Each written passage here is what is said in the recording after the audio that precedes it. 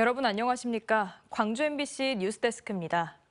8조 원이 넘는 광주시 예산을 관리하는 시금고 지정을 놓고 광주은행과 국민은행이 치열하게 경쟁하고 있습니다. 4년 만에 재대결 결과는 10월 초쯤 나올 걸로 보입니다. 윤근수 기자입니다. 올해 광주시 예산은 8조 2천억 원이 넘습니다. 이 많은 돈을 맡겨두고 뺏쓰는 곳이 광주시 금고입니다. 지금은 광주은행이 1금고, 국민은행이 2금고로 지정돼 있는데 올해 말이면 약정 기간이 끝납니다. 내년부터 4년간 광주시 예산을 맡아 운영할 금고 지정 절차가 본격화했습니다. 이번에도 광주은행과 국민은행이 예산의 대부분을 담당하는 1금고에 도전장을 냈습니다. 금고 선정위원회를 구성을 해서 구성이 된 다음에 저희가 이제 그 평가를 위해서 날짜를 정해서 심의를 할 예정입니다.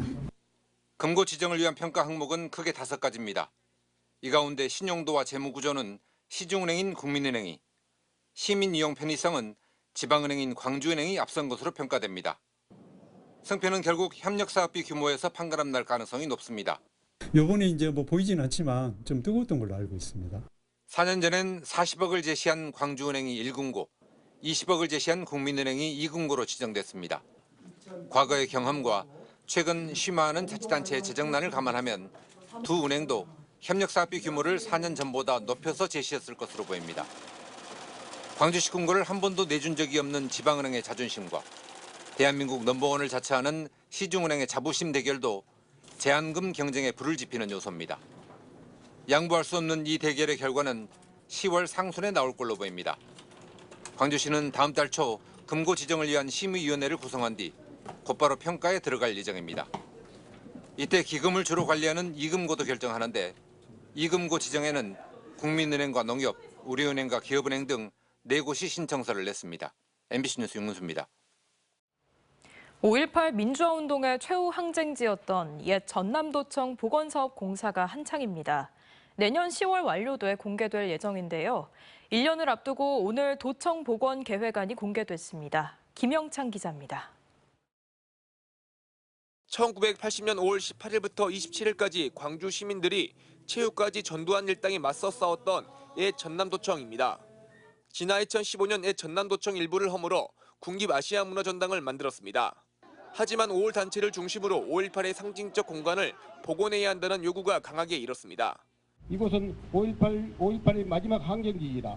구 전남도청을 온전한 5.18 기념 공간으로 만들어야 한다는 우리의 뜻은 이미 천명된 바 있다. 우리는 이곳을 지킬 것이다. 우여곡절 끝에 결국 전남도청을 80년 당시의 모습대로 복원하자는데 합의가 이루어졌고 지난해 8월부터 공사에 들어가 현재는 공정률 26%입니다. 내년 10월 완전한 복원을 앞두고 추진단이 청사진을 시민들에게 공개했습니다. 전남도청을 5월 정신의 계승과 또 세계적 확산을 위한 충실한 원형 복원을 추진 방향으로 설정하였습니다. 복원 사업의 핵심은 5.18 당시 치안과 의료, 봉사활동을 벌였던 그날의 흔적을 되살리는 것입니다. 도청 회의실과 도경 민원실은 복합 문화공간으로 단장하는 동시에 도청 회의실 지하에 시민군 무기고를 재현 시민군의 활동상을 조명합니다. 복원의 핵심인 전남도청 별관은 방문객 편의 제공 시설과 함께 도청 역사를 담은 전시 공간이 들어설 계획입니다. 특히 광주 시민들 시신이 안치됐던 상무관에는 상설 추모 공간이 마련돼 당시 시신 관리와 추모 과정을 대형 슬라이드로 연출하게 됩니다. 하지만 일부 시민단체 등은 당시 언론 통제 역할을 했던 언론검열관실이 제대로 반영되지 않았다고 주장했습니다. 언론검열관실이 복원되면 세계에서 유일한 언론 통제 현장으로 남아 민주주의를 실증적으로 보여주고 역사적 교육적 공간이 될 것이 분명합니다. 옛 전남도청 복원 추진단은 오는 11월 실시 설계를 마칠 때까지 공청회를 통해 의견 수렴을 이어간다는 계획입니다. 이런 자료를 통해서 다양한 의견들을 충분하게 좀 수렴을 하고 현실적으로 반영하고 역사적 서사가 검증된 것들을 중심으로 해서 지역사회가 오랜 시간 동안 갈등하고 고민한 끝에 마련한 원형 복원 사업인 만큼 1년 뒤에 공개될 전남도청의 모습에 관심이 쏠립니다. MBC 뉴스 김영창입니다. 10월 재선거에 출마를 선언한 각 정당 후보자들이 오늘 후보자 등록을 마치고 본격적인 선거전에 돌입했습니다. 이른 아침부터 등록을 마친 후보자들은 하나같이 군민을 위한 군수가 되겠다고 밝혔습니다. 송정근 기자입니다. 10월 재선거 후보자 등록을 시작한 첫날, 오전 9시가 되기도 전부터 후보자들은 후보자 등록 신청서를 들고 선거관리위원회를 찾았습니다. 3강 후보들은 자신이 적임자임을 강조했습니다. 더불어민주당 장세일 예비후보는 국민이 주인이 되는 시대를 만들겠다며 기본소득제를 추진하겠다고 밝혔습니다. 조국혁신당을 견제하기도 했습니다. 지금까지 역사에서 민주신영을 분열했던 세력들은 반드시 심판을 받았습니다. 이번에도 마찬가지로 반드시 그렇게 될 것으로 믿고 있습니다. 조국혁신당 후보인 장현 예비후보도 자신의 경력과 경험을 국민을 위해 사용하는, 그러면서도 투명한 후보가 되겠다는 포부를 밝혔습니다. 국민에게 120만 원의 행복기금을 지원하겠다는 장 후보는 변화를 바라는 지역민들의 열망이 폭발 직전에 이르렀다고 설명했습니다. 현재 분위기로는 뭐 할만하다 이렇게 보고 있고요. 지역민들이 변화를 바라는 물결이 마치 화산이 폭발하기 직전에 마그마가 끓고 있는 듯한 그런 느낌을 받고 있습니다. 일찌감치 출마를 선언하고 지역 민심을 다져온 진보당의 이석하 예비후보 역시 국민의 삶을 책임지는 군수가 되겠다며 지지를 호소했습니다. 마을 요양원 제도를 도입하고 영광에는 아직 없는 어린이 공공심야병원을 설립하겠다고 밝혔습니다. 저는 군민이 군수다라고 기치를 내걸었습니다. 그런 만큼 군민이 주인이 될 수 있는 영광, 처음에 말했던 것처럼 국민의 삶을 책임질 수 있는 군수가 될 수 있도록 하겠습니다. 곡성군수 후보인 민주당 조상래 예비후보와 조국혁신당의 박웅두 예비후보 역시 아침 일찍 후보자 등록을 마쳤습니다. 조 후보는 곡성군민 기본소득 50만 원 지급, 농어촌 마을택시제 도입 등을 공약으로 발표했고, 박 후보는 곡성 행복지원금 100만 원과 마을요양원 설립 등을 공약으로 내세웠습니다. 국민의힘 최봉희 후보는 책임 있는 집권여당 후보로서 인구 소멸 극복과 양수발전소 수립 등을 공약으로 제시했습니다. MBC 뉴스 송정근입니다. 오늘 새벽 순천의 한 도심에서 30대 남성이 귀가하던 여고생을 향해 흉기를 휘둘렀습니다. 흉기를 휘두른 남성과 여고생은 전혀 알지 못한 사이였고, 이 여고생은 병원으로 옮겨졌지만 결국 숨졌습니다. 최황지 기자의 보도입니다. 자정을 넘어 어두워진 전남 순천의 한 도로. 한 남성이 여성을 쫓아가더니 뒤에서 공격합니다. 소리를 들은 행인이 다가오자 이 남성은 도망갑니다. 오늘 새벽 0시 반쯤 순천의 한 도심에서 30대 박모 씨가 여고생을 흉기로 찔렀습니다.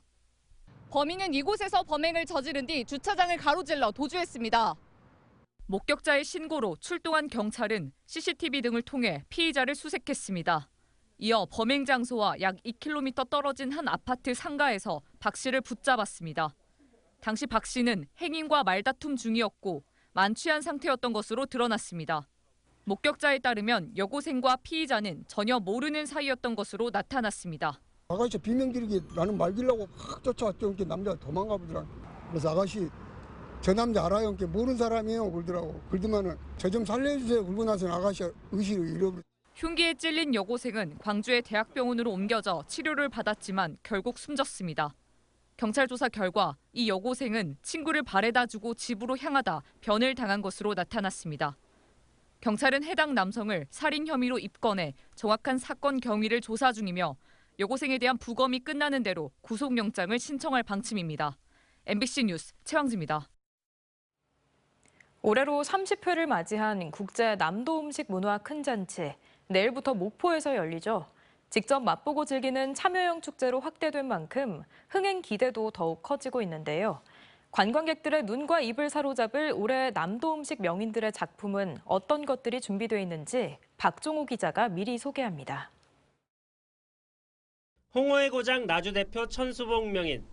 올해는 홍어는 물론 고추장 대신 고춧가루를 넣어 비벼 먹던 나주 장터식 비빔밥을 준비하고 있습니다. 그 비빔밥을 제가 한번 재현해서 지금 이 홍어와 같이 내놓으면서 이제 또 떡으로 대한민국 지도를 만들었어요. 여수 이경의 명인의 특기를 살린 화려한 패백용 전과 작품들도 총출동합니다. 도라지 전과라든가 약과라든가 곰복이라고 이제 여수도 지역 여수니까 또 곰복이라는 그 따개비 종류가 있어요. 근데 젊은 사람들도 그런 거 안 본 사람들이 많아요. 그래서 이제 그런 거 준비해가지고. 한평의 쌀과 한우 등 특산물로 다채로운 음식을 선보이는 임화자 명인도 막바지 작업이 한창입니다. 밥알숙 인절미부터 인삼으로 수놓은 육포와 소고기를 품은 단호박까지 다양한 작품을 마련했습니다. 남도 축제면은 우리 전통 음식을 1년에 한 번씩 전시를 하잖아요. 그래서 최선을 해서 먹과 맛과 눈과 다 합쳐서 최선을 전시를 하려고 마음먹고 있습니다. 국내는 물론 세계 각국의 관광객들을 만나기 전 다짐도 전해왔습니다.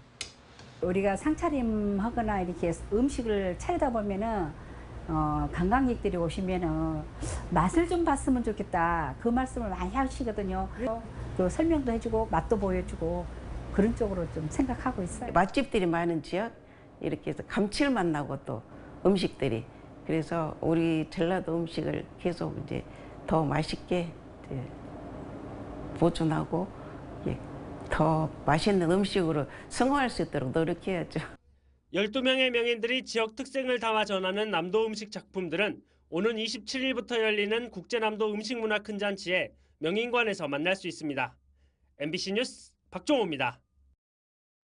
정부가 재생에너지 규제에 나서면서 지역 경제에 미치는 영향과 대책을 살펴보는 토론이 생방송됩니다. 광주, 목포, 여수 MBC는 잠시 뒤 9시부터 시사토론 프로그램인 시사용광로 시간에 정부의 규제 내용은 무엇이고 재생에너지를 미래산업으로 육성하고 있는 광주 전남의 경우 어떻게 활로를 찾아야 할지 이야기 나눠봅니다.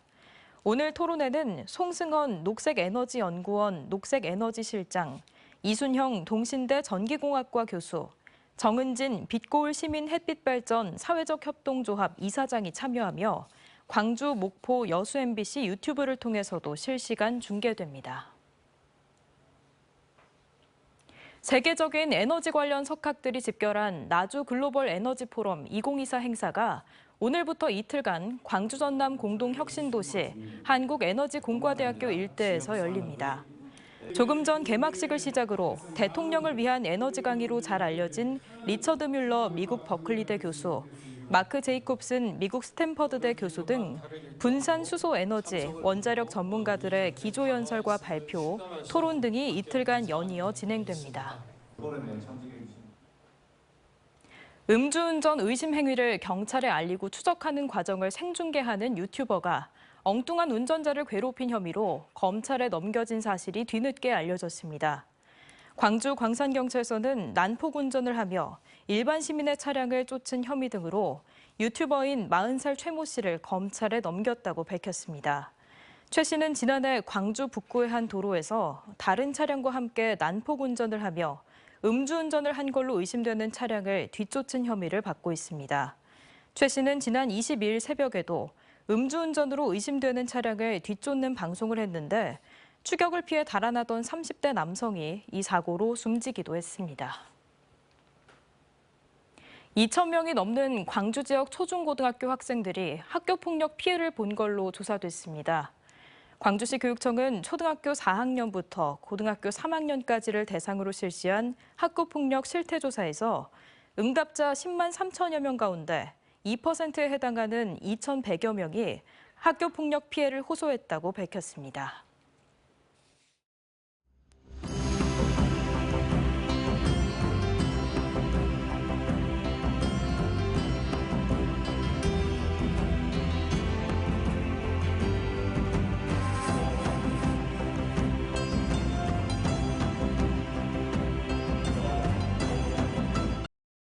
언제 어디서나 내 손 안의 뉴스. 광주 MBC 뉴스 유튜브 구독으로 함께하세요.